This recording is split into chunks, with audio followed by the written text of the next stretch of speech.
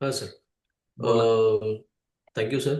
हा, बोला. आज मी माझ्या मिसेसला दिली हिलिंग. तिचं डोकं दुखत होतं. हम्म, तर सुरुवातीला म्हणजे हिलिंग झाल्या झाल्या तिने सांगितलं की 20% फरक पडला. आणि हम्म, त्याच्यानंतर ग्रॅज्युअली तो कमी कमी कमी कमी होत ऑलमोस्ट 50 पर्यंत तो गेला. ओके. काल मी क्लास जॉईन नव्हतो करू शकलेलो. आणि माझा फर्स्ट डे मी सेल्फ हिलिंग जेव्हा केलं तेव्हा हम्म, मला खूप जांभया येत होत्या. हम्म, आज अजिबात आल्या नाही जांभया. ऍक्च्युली माझं डिरेक्शन पण त्यावेळी चुकलेलं होतं. आज मी प्रॉपर डिरेक्शनवर बसलो.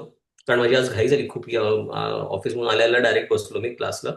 हम्म, तर डिरेक्शन मध्ये वगैरे सगळं बसल्यानंतर एक सेल्फ हिलिंग वेगळ्या प्रकारची झाली. कारण मला असं डोक्यापासून असं सगळं हलकं वाटायला लागलं आणि असं वाटलं की ह्या स्थितीतून बाहेर येऊच नाही. हम्म, इतकं छान आनंद वाटत होता त्याच्यामध्ये. म्हणजे ते व्हायब्रेशन अजून आहेत म्हणजे अवतीभोवती.